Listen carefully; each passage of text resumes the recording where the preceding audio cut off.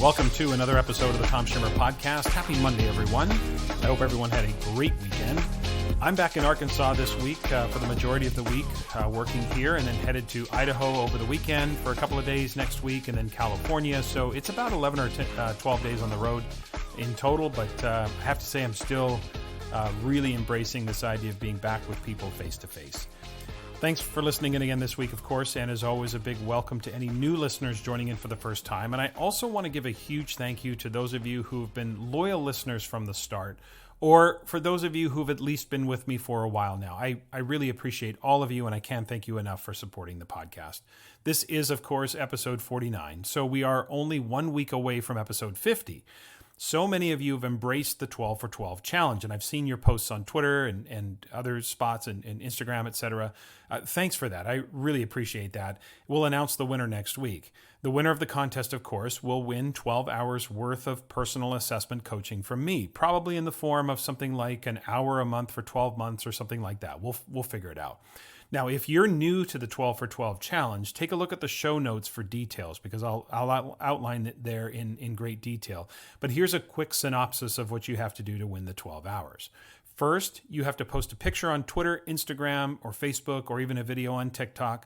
Don't use the story feature. Don't use IG story, but post a picture, a real post of what you typically do while you listen to the podcast. And then you have to get at least 12 people in the next week, that's going to be tough, to subscribe to the podcast and post about it, right? So 12 hours of coaching, 12 people, that's where we got the 12 for 12. Now, again, they might post something like, hey, I just subscribed to at Tom Schimmer Pod. Thanks, and they tag you for the recommendation, right? They don't have to post a picture, but they just need to post that they have subscribed to the podcast. And if you can get 12 people to do that by next week, and I know that's a lot for 1 week because we started it last week, that's a lot to do in a week, you will be entered to win the 12 hours of coaching. If more than one of you manages to accomplish this, and you don't win the 12 hours of coaching, I'll figure out something else for you too, because that good deed definitely cannot go unrewarded. So we'll figure it out. And I know that only a few of you have taken it on. It's been great to see. Not everybody will want to do it, and that's okay. I understand if people are too busy. It's no big deal. Certainly not required. But I do appreciate those of you who have kind of embraced the challenge, and I appreciate seeing the pictures, at least, of what you do while you're listening to the podcast. So check the show notes for the process, but the key is to make sure that you tag the podcast handle and follow the podcast so that I can see those notifications. Today, my guest is Pav Wander. Pav is a middle-level teacher in the Toronto area. Many of you would know Pav as one of the co-hosts of the Staff Room podcast and The Drive on Voice Ed Radio. Pav and I today focus on the importance of teacher voice.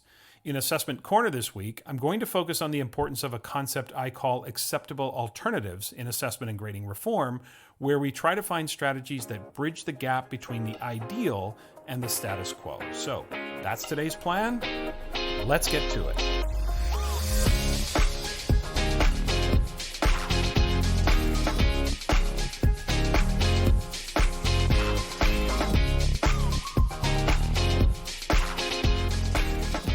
My conversation with Pav Wander is coming up, but first, don't at me.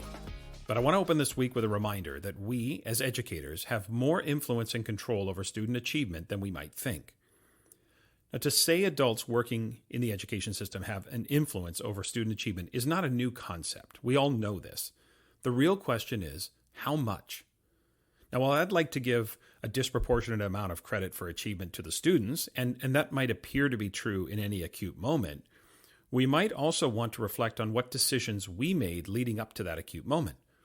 The policy and practice decisions that created the conditions under which the students may or may not achieve in the first place. One of my favorite authors is Malcolm Gladwell. He is without question one of the most important intellectual influences on our society.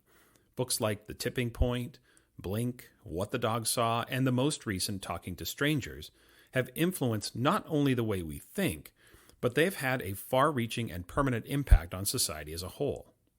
One of my favorite books of Gladwell's is Outliers. Now, the subtitle of Outliers is The Story of Success, and that is exactly what the book is about.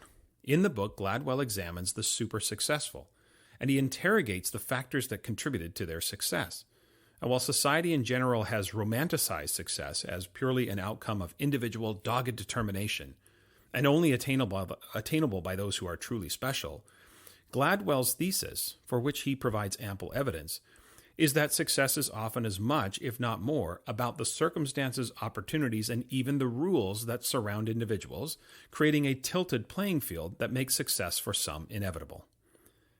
Now famously, or somewhat famously, the book, which was published in 2008, opens with a chapter that recounts an epiphany a woman had at a major junior hockey game in Canada. Now, for those that don't know, major junior hockey in Canada is arguably the highest level of amateur hockey in the world.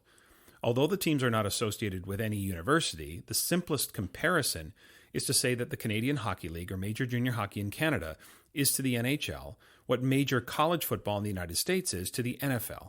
The CHL, the Canadian Hockey League, is where the vast majority of professional hockey players come from.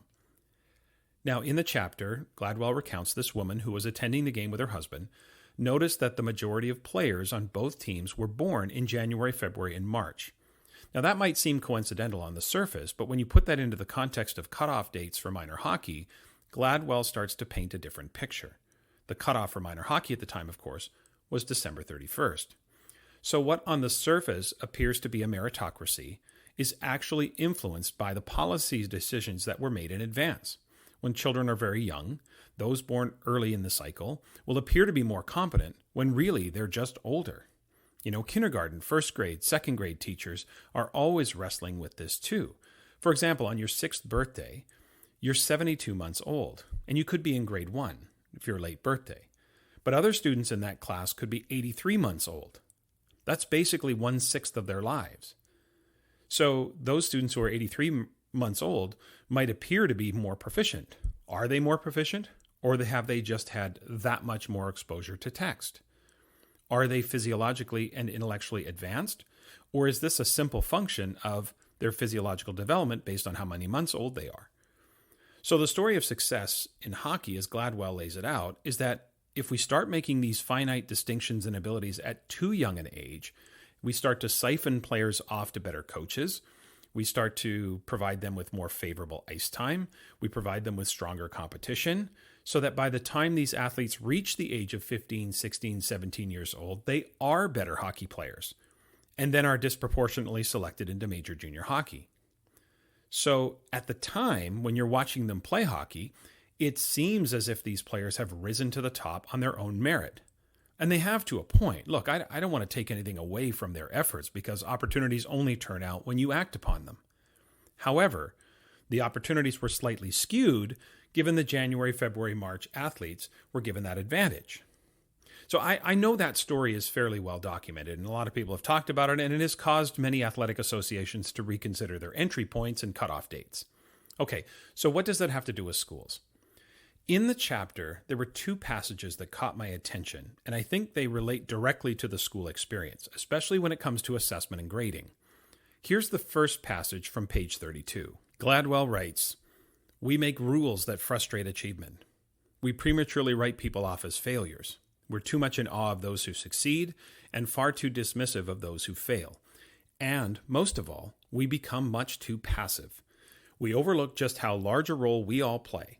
And by we, I mean society, in determining who makes it and who doesn't." So now take that passage and replace the word society with educators, and put that quote into the context of the school. How large a role we all play, and by we, I mean educators, in determining who makes it and who doesn't. Think about the rules of achievement either now or before. Think about the traditional way we've done grading, for example. Who said tests are worth 40% of the grade? Who said there should even be weighted task types? Who decided what questions to ask? Who decided what the focal point of instruction on the standards should be? The answer to all of those questions is we did. Even if we involve the students and are more student-centered, we're still the ones guiding it. Now, don't misunderstand. I don't have a problem with our involvement. My problem is when adults act like we had nothing to do with it. That's the problem. When students aren't successful and don't reach their potential, we just can't back away and say, well, that's on them. I had nothing to do with that. I set it up. They didn't knock it down. Now, sure, in some cases, it is on them. But in so many more cases, if we're being honest, we need to look in the mirror and ask ourselves, how did we or how did I contribute to this? It's not a blame thing. So please don't misunderstand. It's not our fault. It's not about pointing fingers. But it is about the convenience of being far too passive when students aren't successful. We love to take credit for the successes, but are we prepared to take responsibility for the failures? It kind of plays out like this, right? Imagine this conversation between two teachers. Hey, did you hear about Maria? She got a full academic scholarship to Stanford and is going to major in history. And I, of course, was Maria's history teacher. And, so I swell with pride and I feel good about that because, Maria's going into history. She's going to Stanford and maybe I had a little bit of part of that, right? That's on me. I should be proud of that. But then our colleague points out, hey, wasn't Jason also in your class before he dropped out of school? And then I immediately shift my response. Oh, Jason. Oh, right. What was I supposed to do with Jason? I mean, look at his home life. Look at his peer group. Look at his life choices. I did everything I could, but there's not much you can do in situations like that. Oh, I see. So I'm going to take credit for Maria, but none of the responsibility for Jason. Here's a thought. We know that teachers make a difference, and I want you to be proud of students like Maria and proud of yourself for contributing to her success. But with this catch, take credit for Maria's success only to the level at which you're prepared to take responsibility for Jason's failure. I mean, of course there are exceptions to this, but my point is that we can't conveniently become passive when it doesn't suit us. So one thing to reflect on are your rules and the degree to which they might be frustrating achievement. Individually, look at your assessment and grading rules. Think about homework, how you handle homework. Think about your reassessment policies. Think about what counts as evidence. Think about all of it. Take a fresh look at it all and ask yourself whether these rules are inadvertently, because I know you're not doing this on purpose, but ask yourself, are these rules inadvertently frustrating achievement? As a school, do this as well. As a district, are we being too passive? Are we just moseying along doing what we've always done and allowing results to unfold in the exact same manner year after year? What about access to different programs? What about the way we, continually support sort of gifted programs? Or what about our discipline procedures? All of it. Question all of it. And reflect on whether we are being too passive about the results of practices and policies that we actually developed. Ask yourself, where did we make choices outside of what's mandated by the state or the province? Why did we make that choice? Who does that choice benefit? And who does that choice disadvantage? My point, through Malcolm Gladwell's thesis, is that we have to be honest about the influence we have on who makes it and who doesn't. Now, later in the chapter, Gladwell makes what I think is his most salient point related to this whole reflection or audit that I think is necessary for schools and teachers to go through. Again, Gladwell is referencing society as a whole, but I think it is a seamless alignment with education specifically. Now listen to this carefully and reflect on the degree to which this is true in your school or yourself or within your context. Gladwell calls it the machinery of achievement, and I love that. Okay, page 33, here's what Gladwell writes. We could easily take control of the machinery of achievement. In other words, not just in sports, but in other more consequential areas as well. But we don't. And why? Because we cling to this idea that success is a simple function of individual merit, and that the world in which we all grow up and the rules we choose to write as a society don't matter at all. Now think about that last part with a slight shift. But we don't. And why? Because we cling to this idea that success in school is a simple function of individual merit, and that the world in which we all grow up, and the rules we choose to write as a teacher, as a school, as a district, as a province, as a state, the rules we choose to write don't matter at all. Step one in this entire exercise is to acknowledge that we have more control over the machinery of achievement than some are willing to admit. Now, I think some are unwilling to admit that, because if we admit that we have control over the machinery of achievement, then we're obligated to take some responsibility for the subsequent results, and that's daunting for some folks.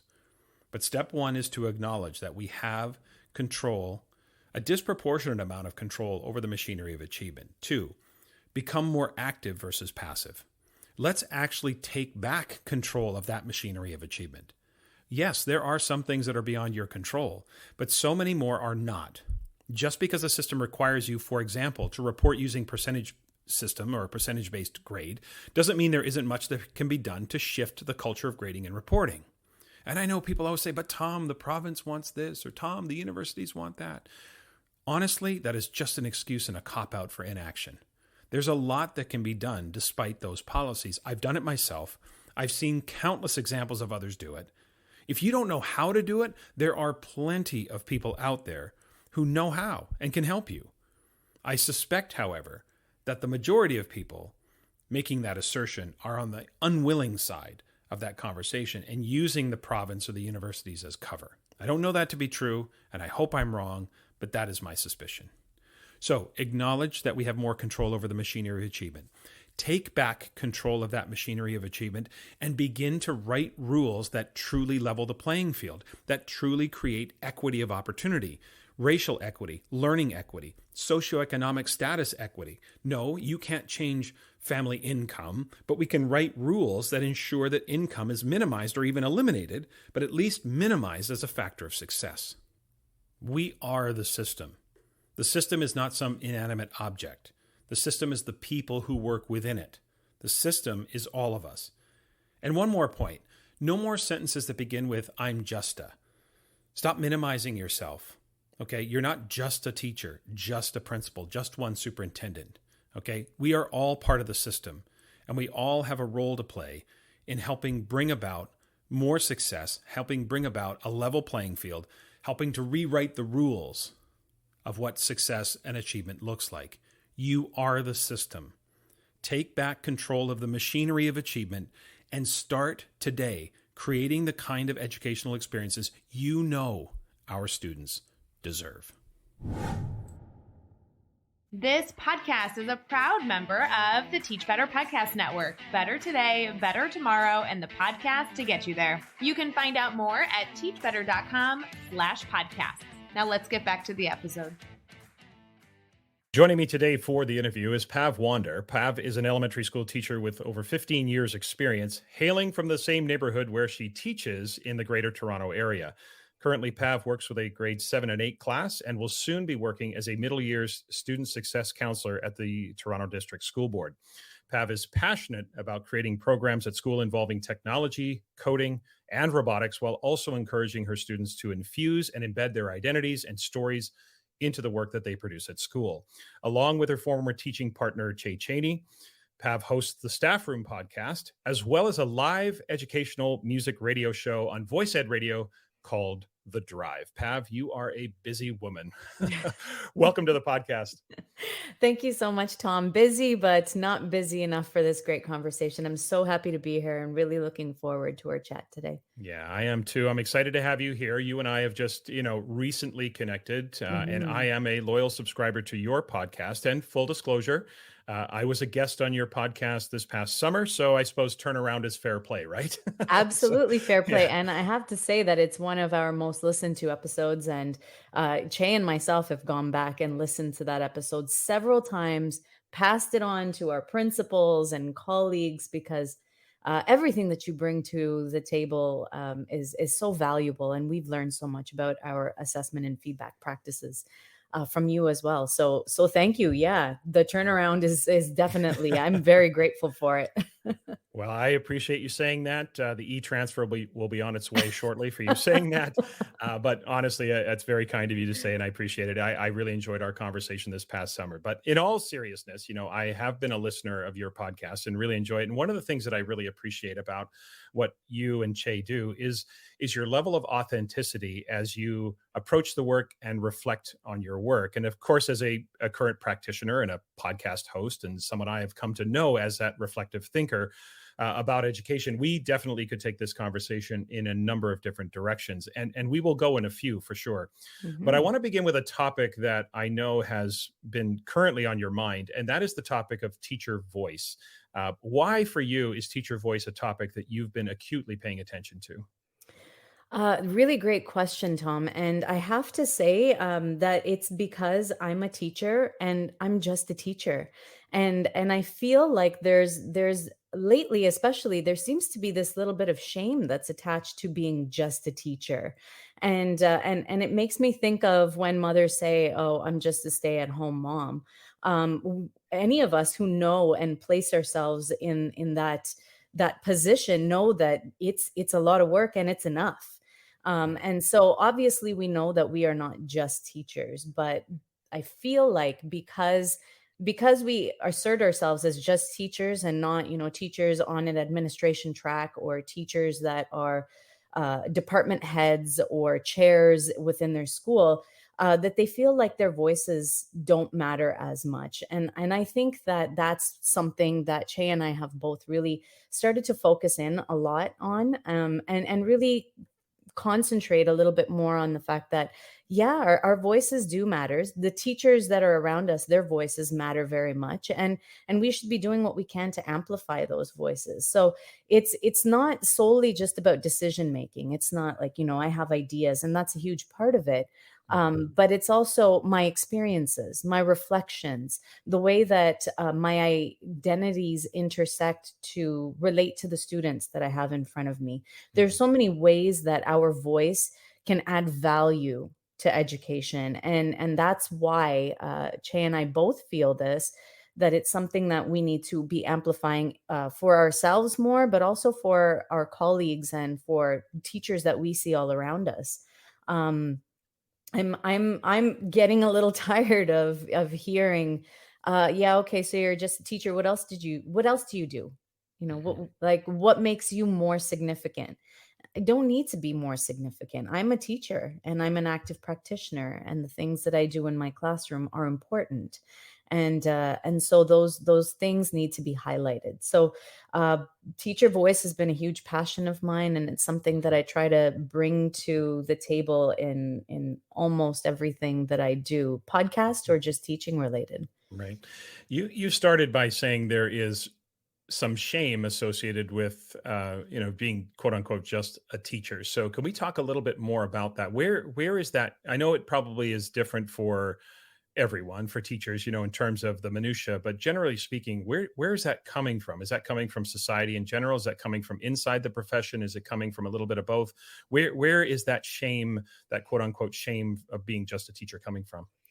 I think that it does come from a societal expectation of always needing to be moving forward. Mhm. Just, you can't sit in the same place for too long, because then you're not doing anything. You're stagnant. But we all know that education is constantly evolving. There's nothing stagnant about it. Mhm. Everything is changing, and I know this is something that's going to come up a little bit later as well. And people feel like, well, if you're not doing anything to advance your career, then you're just sitting in the same place and you're not doing anything. You're not evolving as an educator. You're not bettering yourself. You're not bettering education. But we know when we're active practitioners in that place, that that's not the case. Yeah. Just as a stay at home mom is not just a stay at home mom, that mom is managing and is doing everything to run the household. Mhm. Teachers are doing the same in their classrooms. And so I think that a little bit of that shame, I can say in my own experience that sometimes that shame gets placed on yourself because you feel guilty, Right. maybe for being in the same position for so long and not doing anything for others to see from the outside looking in that you are making some sort of move. But I could just as well be just a teacher my entire career and make huge changes over the course of my career, and just evolve to, as I Mhm. have in my career, and there shouldn't be any shame attached Right. to that. So It I rem- think, yeah.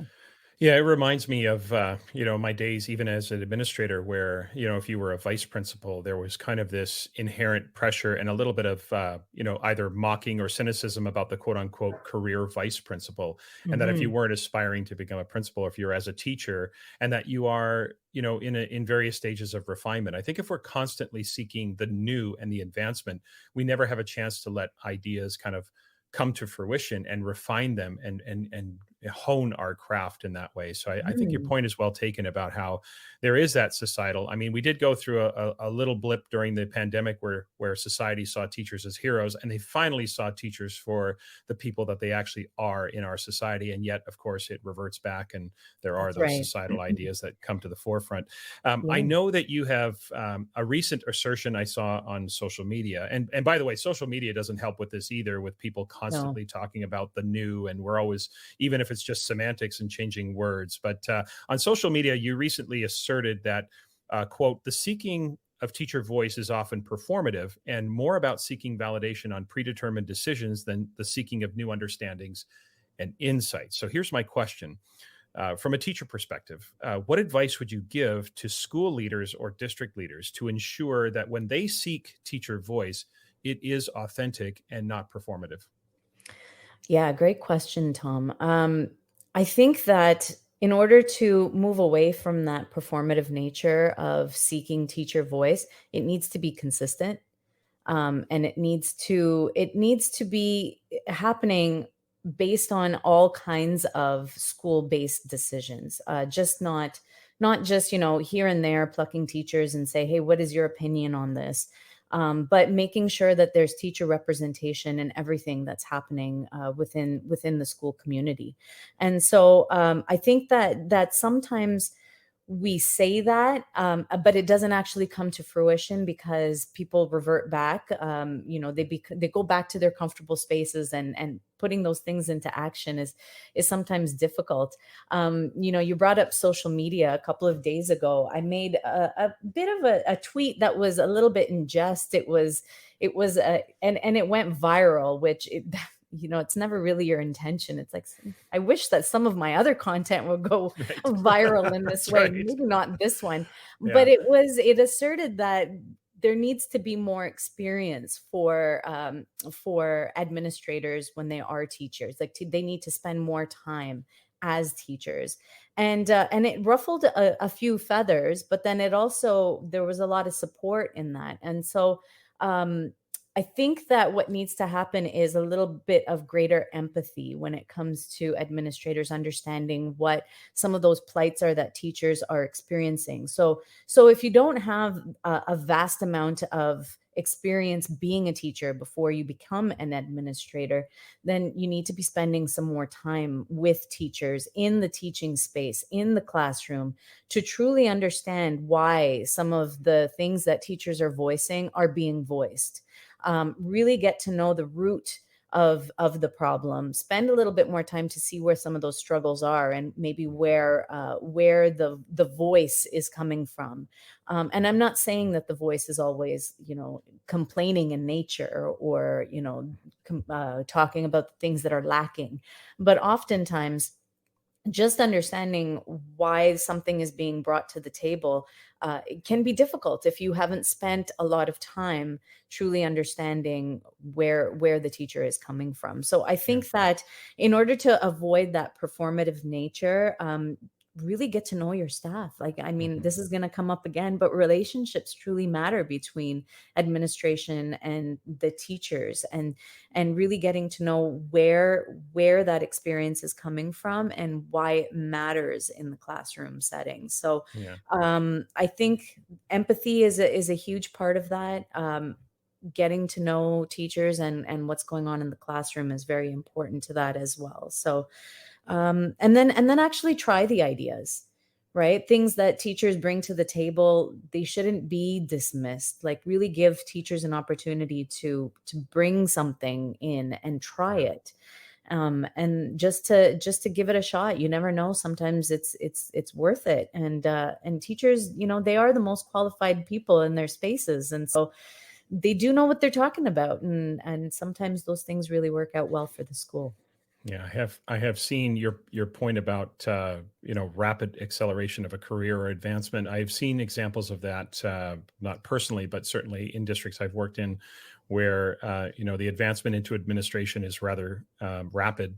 Not a lot of teaching experience behind that, which sometimes, in fairness, districts are desperate to have people in positions. But I think your point about being open to learning. I mean, teachers at times really lean on administration for perspective and for balance. And if you don't bring that experience to the table, then it's the idea of being open to learning Mhm. more or understanding more about the teacher's experience, because it's hard, for someone who's taught for 4 years is suddenly an assistant principal, and yet there's a 20-year veteran who's seeking support and balance of perspective, and you really can't bring that to the table. And that's, Mhm. in fairness to them, you can't invent experience, but being open to that conversation and being empathetic about the plight instead of just Mhm. dismissing it because it's coming from quote unquote just a teacher, as we talked about before. So I think that point Yeah. really important, that we approach the work, because part of it, yeah, if you want to be a manager, then that's great. Yeah. You probably can do that after 3 or 4 years of teaching. But if you want to be an instructional leader and you want to be able to have credible conversations with teachers about best practice, about what a refining practice, about what might work with students, that experience is invaluable for sure. So now let's maybe turn the tables a bit, because I think consultation, teacher voice can be tricky, right? Because if we Mhm. turn the tables, it's also quite possible that an administrator seeks teacher voice authentically, but the input is not really followed or used. That maybe the input was about a potential decision where there were several directions that we could go, and the decision was made that did not match the input that the teacher gave. So it was nothing performative about it. It was just a choice that leadership made, or department made, or something like that. So the first part of this two-part question is, what should teachers keep in mind, in that kind of scenario? What is the best way to kind of handle a situation where your input has been authentically sought by leadership, but your advice was not taken? So how Mhm. might teachers keep perspective on that? And I have a follow-up to this, but let's go with that first part. Yeah, and it's a great question, and it had me actually reflecting a lot on my own experience as a teacher, and things like this. This has happened to me, and Mhm. and I think back, did I deal with it the best possible way? Maybe not. I don't know, but Yeah. Yeah. but like all great practitioners, we reflect and we go back and we say, well, okay. Um, what needs to happen in that situation. And I think that teachers need to understand that the hardest part is voicing your opinion. And Mhm. so I think that that is something that shouldn't stop. So teachers, don't be deterred by that when it happens, because it will happen. There's Mhm. often a lot of red tape that needs to be cut through, when we bring ideas to the table, and that's happened to me quite a few times. We can't be deterred by it, but then we go back to the fact that relationships do matter. And so if we have a good relationship with our administration, then we know that we can continue to bring ideas and opinions to the table, and that shouldn't stop. Yeah. And then also there needs to be clear communication that is consistent, and transparency. So as a teacher, I shouldn't be keeping anything, behind me to say, okay, if I get permission to do this, then eventually I'll be able to do whatever I want. We need to be transparent with our ideas, and always understanding that it's in the best interest of our students, and our pedagogies, and the things that we want to do in our classroom, our best Mhm. practices. So don't be deterred by any decisions that are made that maybe don't take your opinion into consideration. But of course, at the same time, if it is a pattern, then maybe Mhm. that's something that comes back to the communication bit, and the relationship bit, that maybe there's something that needs to be explored a little bit further there. But I think, yeah, as a teacher, we need to continue to remain consistent with our communication coming from us, and be transparent, and understand that sometimes this is the hardest part, is actually speaking up and saying, well, I really think that we should be doing this way, Right. or I would really like to share my experience on this matter. Mhm. And in my opinion, and or in my experience, that has been difficult. But then once we are doing it more often, it becomes a little bit easier. Yeah.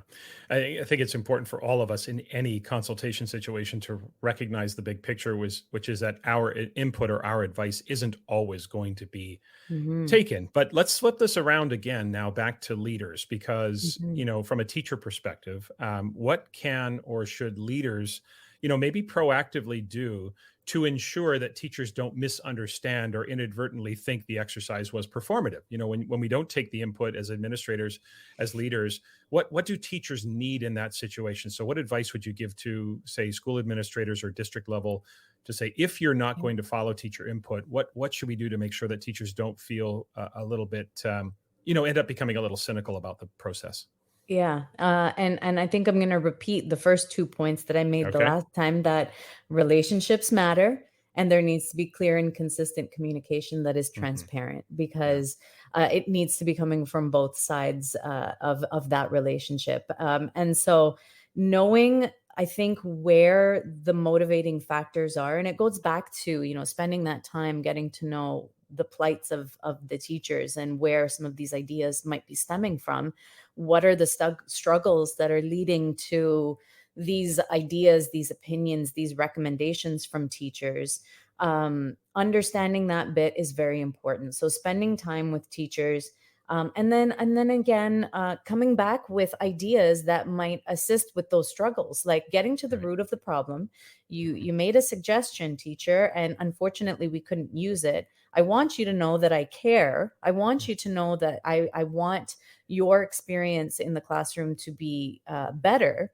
So here are some alternative options that we can try.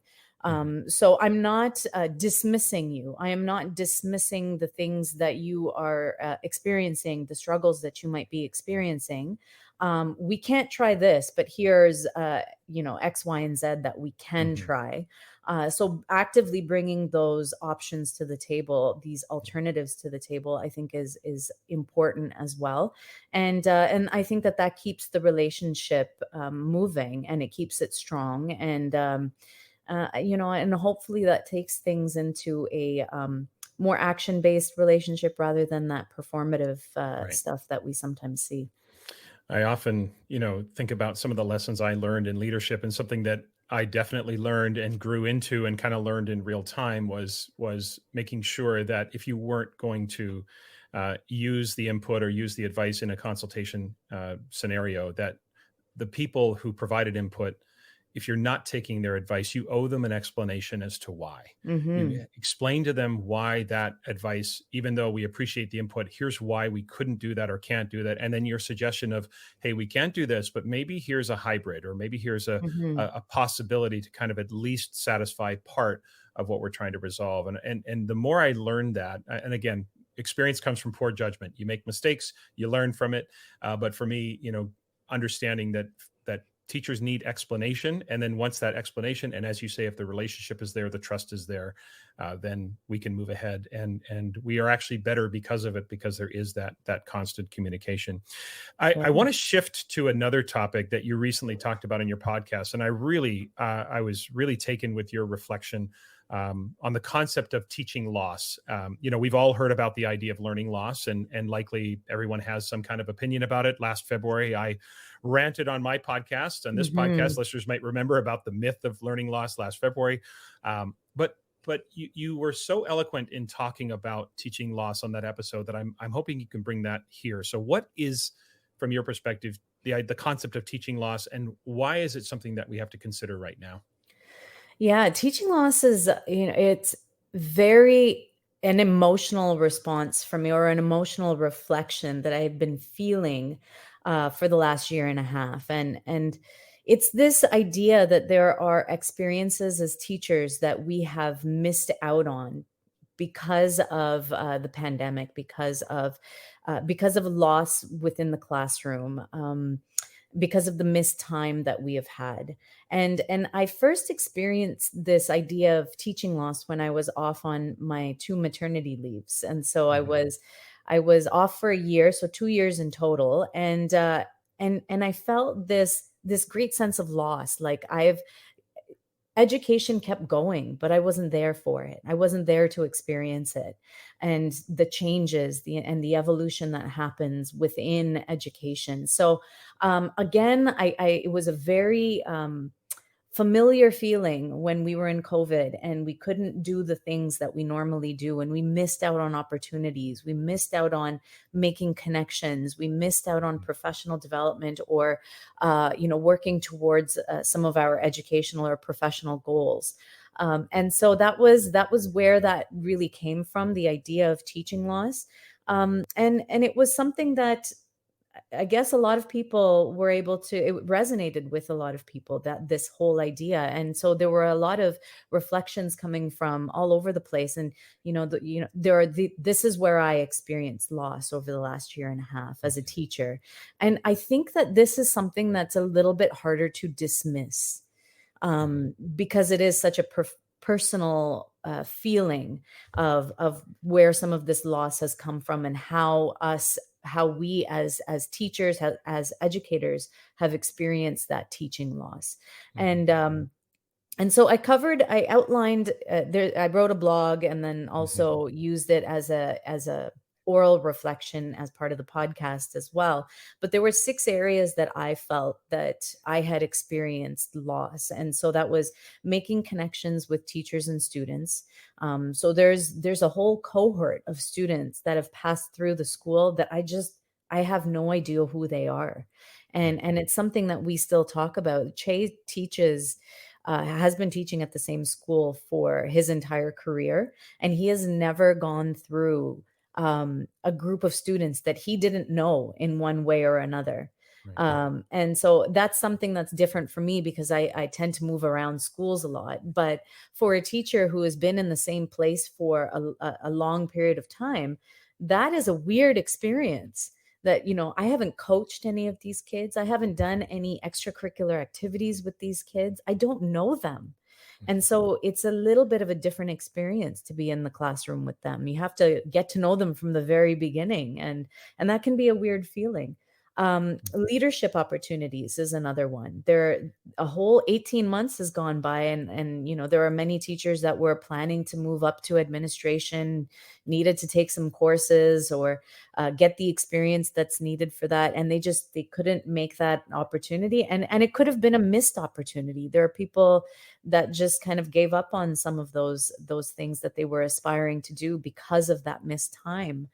Professional development is another one. I remember mentioning in the blog that there were large amounts of money that are usually dedicated towards professional development in the school budget that went unused. And when you take a look at that number, that amount, you sort of realize how much professional development we were maybe passively receiving, and that didn't happen. And so you wonder, maybe did my practice suffer because of that loss, because I didn't get to experience it. And that can be negotiable. That can be yes or no, but regardless, we missed out on it. There's testing new pedagogies. So I've learned a lot. I haven't been able to apply it. Right. So there's that sense of loss. Teaching evolving content, new curriculums that have come out in the last little while that I haven't been able to teach. And then, of course, the extracurriculars and getting to know students. And I'm still experiencing that loss, because there are a lot of great programs that we run in our schools that students don't get to have if they're not in school. And so, robotics programs, coding programs that can cost a lot of money if you're going to, places outside of the school setting to get them. And so a lot of students are not missing out on that. And I know that sounds a little bit selfish, self-centered for the teacher to think that they missed out on something, but providing that opportunity for students is something that I pride myself on, when sometimes it's not available to students. And so not being able to do that can be pretty challenging, and I felt that loss as well. So a very reflective idea, but one that has resonated with many. And so I think there's a little bit of validity in exploring that teaching loss topic a little bit further. Yeah, it is certainly not selfish to focus on self. Listeners, you'll remember from last week my conversation with Tina Bogren about self-care for educators, and how important it is for teachers to focus on themselves so that they can be better for their students. Pav, I'm wondering, now that you recognize this idea of teaching loss, what I know you can only speak for yourself because this is a very personal thing for everyone. How are you handling it? What are you doing? What are some ways maybe your strategies or your approach can help others who are also experiencing the same feeling? So how are you approaching this now that you realize this is a thing, this is something that you're dealing with? What's the strategy or what's the approach that you're taking with trying to maybe not eliminate it, but just understanding how to cope? Yeah, and I think that coping is basically what all we can do because loss Right. is loss. Yeah. And so I am much more intentional. When I am receiving professional development, I'm not just sitting there going, okay, this is an hour and a half that I have to get through in my life. Right. This is an hour and a half that I am getting right now that in the future I may not get because of whatever reason. Mhm. So I'm a little bit more grateful for some of the experiences that I do have. Mhm. When I do get an opportunity to embed some of the things that I didn't get to do, such as, extracurricular things, I try and embed them a little bit more in my teaching. So try providing those extracurricular activities within the Yeah. curriculum. So I'm a little bit more intentional about that. But there are some things that you can't make up for. Leadership, I know that it can be argued that you can seek those types of opportunities on your own, and you don't need to be in school for those. And so if there is something that I feel like I am missing out on, I spend a little bit more of my own personal time trying to accomplish some of those goals. But I think that that intention, that mindfulness, the gratitude for when I am in those situations is a way that I am coping with it. And then just sort of putting it behind me and grieving it and then moving on because Mhm. I can't get the time back, but I can, make changes to things as they go forward and being a little bit more intentional with the way that I approach these 6 areas Yeah. moving forward. So yeah, as you said, it is a very personal thing that we do, and I think that in the reflections that I've seen from other people, I think that intention is something that's top of mind now as we move forward. It strikes me that maybe even the awareness alone is Mhm. helpful to realize that what you're feeling, where it's sourced, where it's coming from, to be able to name it. The whole idea of naming it and noticing and Mhm. understanding where it's coming from, that alone can at least help with the coping of that situation. Certainly, something that every teacher is reflecting on and experiencing.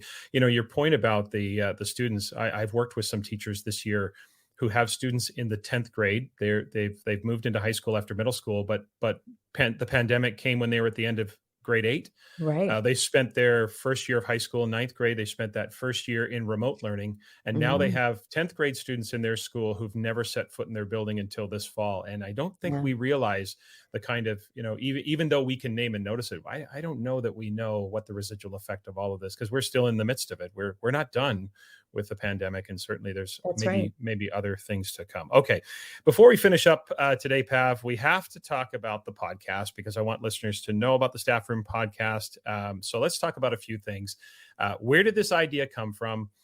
What is the sort of main focus? Listeners who aren't familiar with the podcast, tell us a little bit about, obviously I know, but tell us a little bit about what the main focus of the podcast is. And how did you and Che end up becoming this dynamic podcasting duo? So, okay, I'll start with the podcast Yeah. itself. The Staff Room podcast is very reflective in nature. And Che and myself, Che Cheney, he's a former colleague. I wouldn't say former colleague. I Yeah. used to work with him in the same school. We don't anymore. But Mhm. we've remained as active co-teachers. So we share a Google Classroom and all kinds of resources, and we're helping each other all the time. But the podcast was a way when we first started, and it still is in many ways, a way for us to just reflect on things that have happened in our classroom. And as we talked about these things, we got a little bit deeper into some of the experiences that we've had and where those experiences are coming from. So we used it as an opportunity for us to just reflect, a little bit of comedic banter to kind of, it's just like hallway conversations between you and a colleague, and just talking about the things that have happened and reflecting on why they happened. How did it begin? Um, I was teaching rotary science. An old friend of mine had come, who I went to school with, um, said, "I know you still teach in the community that we grew up in, and I'd like to give back something to the community." He's a real estate agent, but he has a podcast, and he's got like a podcast that is very well produced. He's got a graphic designer and a copy editor and a producer and a studio and all of this stuff. And he said, "I'd love to do something that gives back to the community a little bit and the students and something. Do you have any ideas?" And I said, "Well, podcasting. The students have never been exposed to something like this, and it would be really cool for you to just come in and maybe run a workshop on how to do a podcast." And little did he know that Che and I were taking notes in the back, going, "This sounds really cool. We should do this."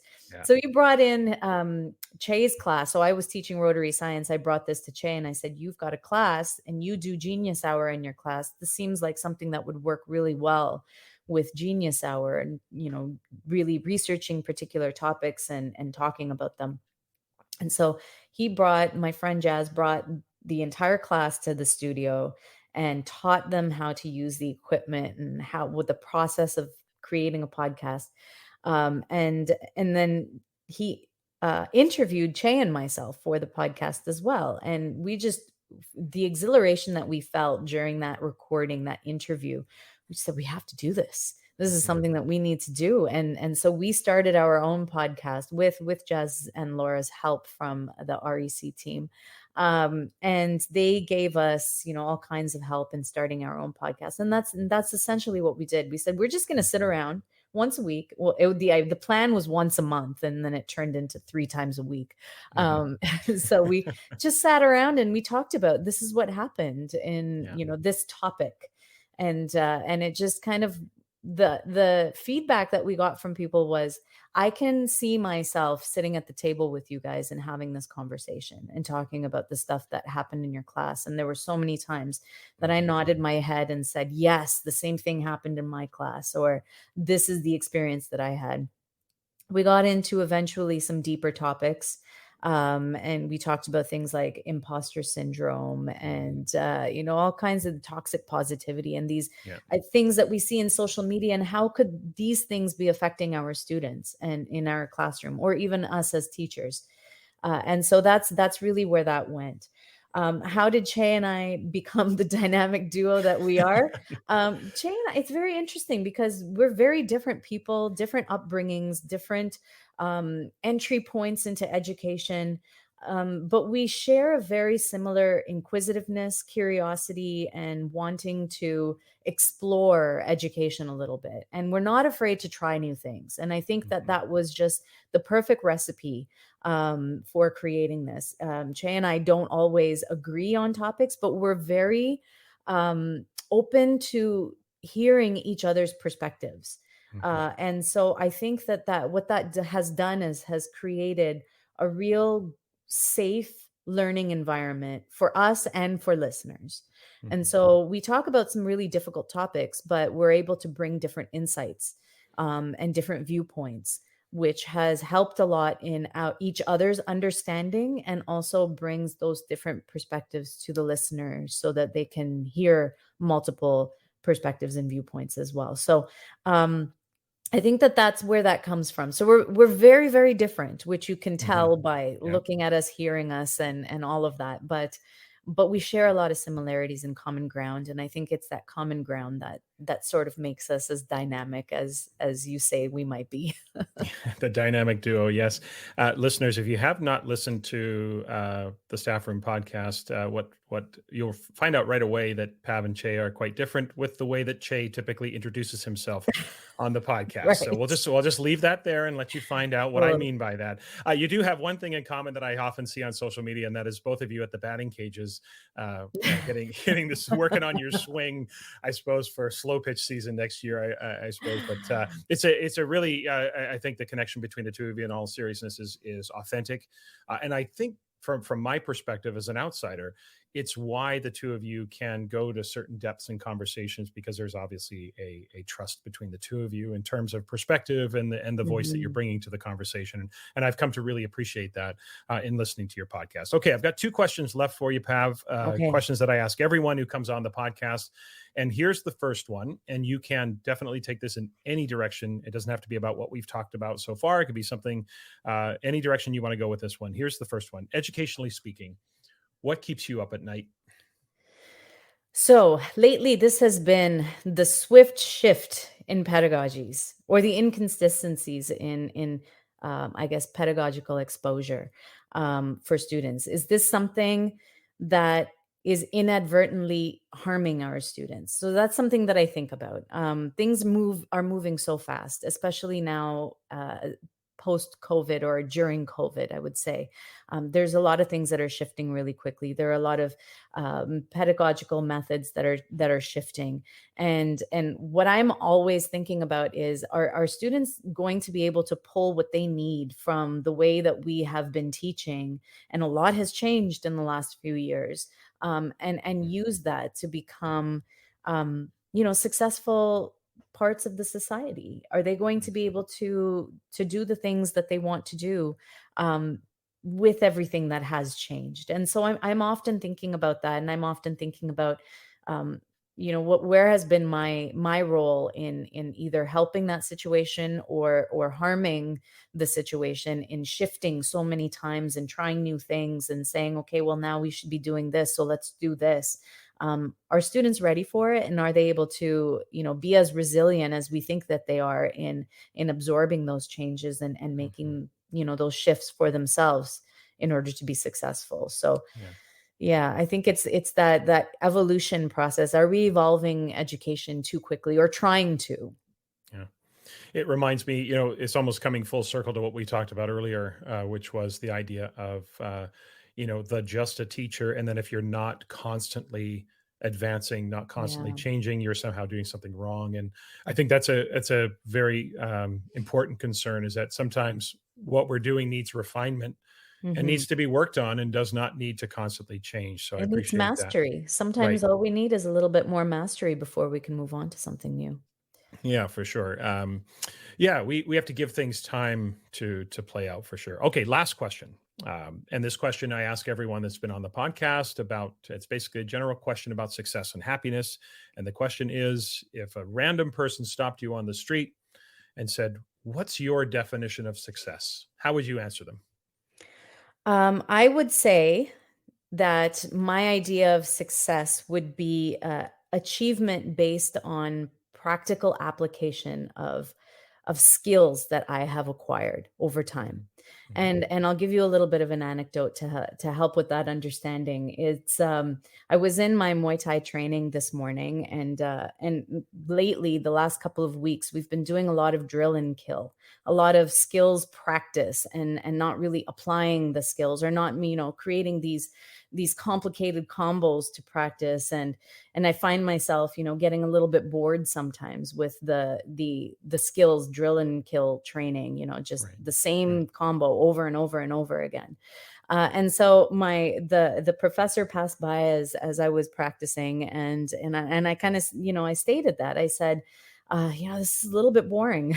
I gotta say, like, when are we gonna get to the good stuff?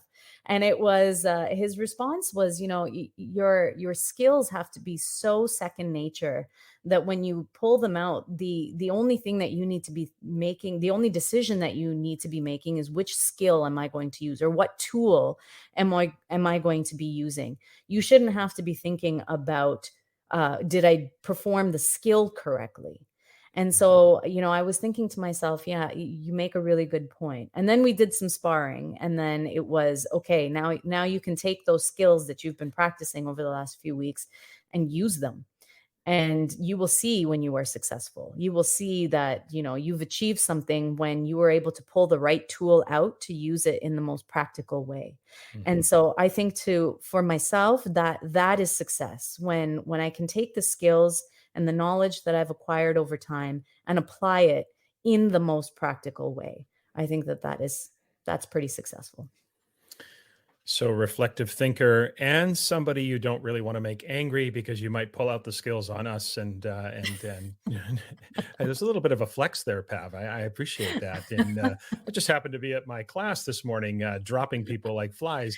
That's But right. no, I really appreciate the application, the idea that I can draw upon those skills. I think that really does put us in that successful position. Listeners, there are an abundance of ways that you can connect with Pav, obviously on Twitter. Pav's Twitter handle is at Pav Wander. And also, please follow the at Staff Podcast Twitter handle on Facebook and Instagram. The Staff Room Podcast is available there. LinkedIn, you'll find Pav at Che and Pav, the Staff Room Podcast. Pav also blogs, and you can check out some of her reflections and musings at the cheandpav.com/blog. Listeners will have links to all of that in the show notes, so please check those out and make sure you follow Pav and check out the Staff Room Podcast. It's a really great reflective conversation between Che and Pav. So Pav, it's been great having you here. I really appreciate you taking the time to join me today. Thanks so much. Thank you, Tom. It's always a great time when I get to talk to you. So I'm so honored and so blessed that you invited me on. I had a great time today. In Assessment Corner this week, I want to explore the concept of acceptable alternatives when it comes to assessment and grading reform. And I've sprinkled this idea in a few other assessment corners in the past, but the issue keeps coming up for me, both in the form of questions I receive from workshop participants, but also in my own observations on social media and other platforms. Now listen, orthodoxy is easy. The easiest thing to do is preach assessment orthodoxy, but the problem is that teachers don't live in the orthodoxy of anything. There always seems to be some policy or some regulation or some state or provincial mandate that inhibits our ability to fully implement what the research tells us is the most favorable course of action. There is always something. A limited report card, a system that still requires percentage grades, or even community norms about homework or reassessment and so on. There always seems to be something. Like I said, orthodoxy is easy, but orthodoxy doesn't resolve the acute issues people face when they're trying to at least take one or two steps forward. That's why I'm a big proponent of helping people find what I call acceptable alternatives. Now, acceptable alternatives are approaches to assessment and grading reform that attempt to bridge the gap between the status quo and the ideal. The dilemma is that we don't want colleagues and others to stay stuck, even when the ideal shift is not acutely possible. Maybe long-term it is, and we work to create a more significant change in the long term, but for now, we need short-term wins. Now, some of you will recall from last week's conversation with Doug Reeves that Doug talked a lot about the importance of short-term wins, and John Cotter also emphasizes that very same thing. Sure, maybe there is a 3 to 5 year plan at the district level, but nothing will kill a reform effort like waiting 3 to 5 years. Every acceptable alternative, when I help people with this work, every acceptable alternative is flawed or will have a downside because it isn't the ideal or it isn't the orthodoxy. Now, if we accept the assertion that our traditional assessment and grading practices are antiquated and imperfect to begin with, then we would say that an acceptable alternative will represent an imperfect solution to an already imperfect system. Now, one such example of this type of workaround is the application of a grading floor when the current system still utilizes percentage systems, right? So within the context of a passing threshold being 60%, because I know in some places it's 70%, and where I live it's 50%. In a lot of different provinces it's different. But let's just use 60% because that seems to be fairly common. So let's use 60% as the passing threshold. A school might say then that the lowest score that can be entered into the gradebook is a 50%. Now, is that a little arbitrary and artificial? Yeah, of course. But the percentage system itself is flawed, where there are 60 distinct points of failure and an assertion that there are overall 101 distinct levels of performance. The floor allows for the indication of insufficient evidence without annihilating the student's grade through the use of zeros or sort of invalid mathematics. While it might not be a pure adoption of levels, it does allow teachers to take one step closer to a more accurate and grading reporting system.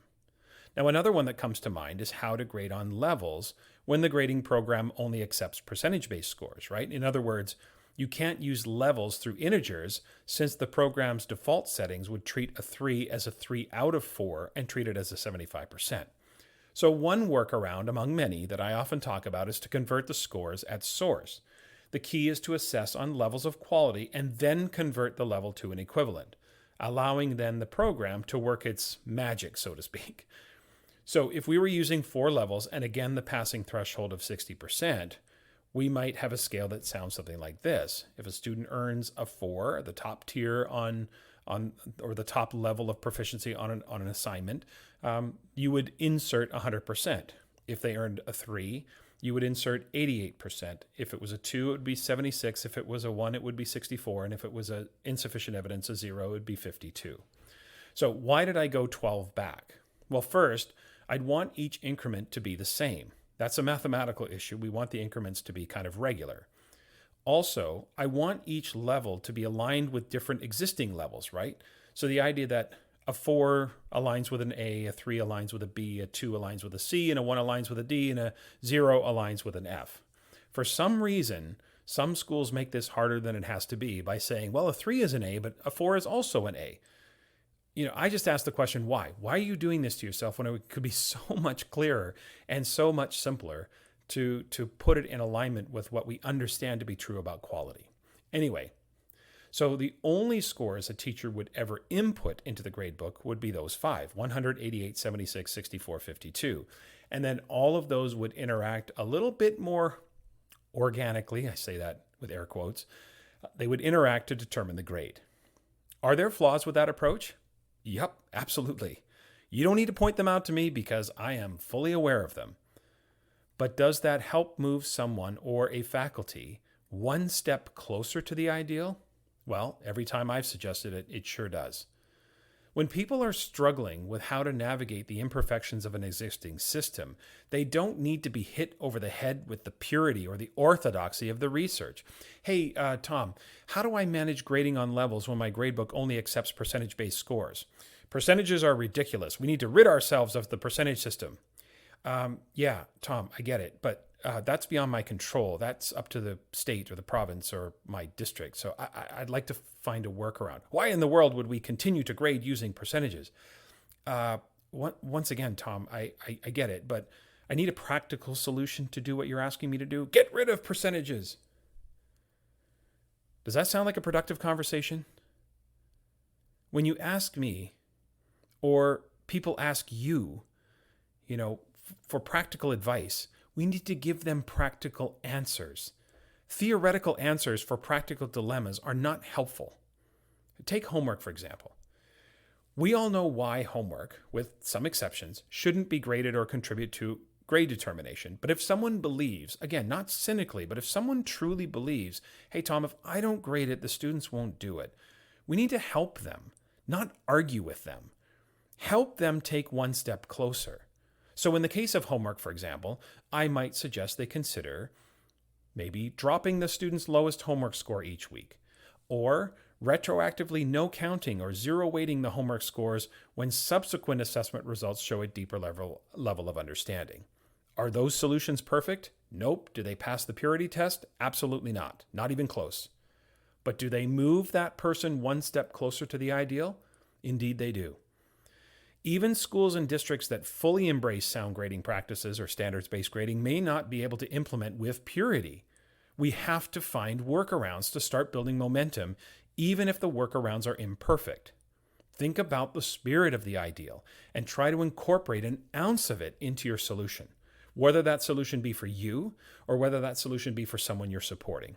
Pontificating your purity, especially on social media, and especially when somebody is looking for practical advice, is a surefire way to get them to not ask you a question again.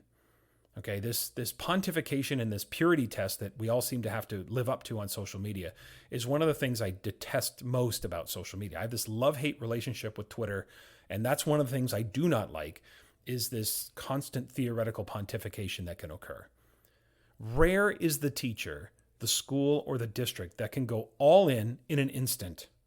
There is almost always a progression that moves through various stages along a pathway toward the ideal, even if the orthodoxy of the idea is never truly achieved. along that pathway, people need practical solutions, and sometimes those solutions are imperfect. The truth is, they almost always are. So I'm here to tell you, don't worry about that. Don't worry about living up to some purity test that only exists in the virtual world or in the abstract. Sometimes we have to do what we have to do to move the needle. Sometimes we have to find solutions that are imperfect, but embrace the spirit of the ideal, right? From where I sit, acceptable alternatives are necessary to move assessment and grading reform efforts along. Embrace them and block out the noise of those trying to browbeat you, or even worse, impress you with the breadth of their theoretical knowledge. Block that out. Any step forward is going to be a positive step forward. And in the end, all of those positive, short-term little steps forward will add up to a very large change. That's it for this week. Remember to follow the podcast on Twitter, Instagram, Facebook, and YouTube. You can also email the podcast, tomshimmerpod@gmail.com, for guest suggestions or any questions you have for Assessment Corner. Check the show notes for the 12 for 12 contest. We've got one more week to go before we announce the winner for that. Next week, my guest will be my friend, colleague, and co-author Garnet Hillman. Please subscribe, rate, review the podcast, especially on Apple Podcasts, of course. And contest or not, please keep spreading the word about the podcast to your friends and your colleagues, or even on social media. I really do appreciate it. Have a great week, everyone.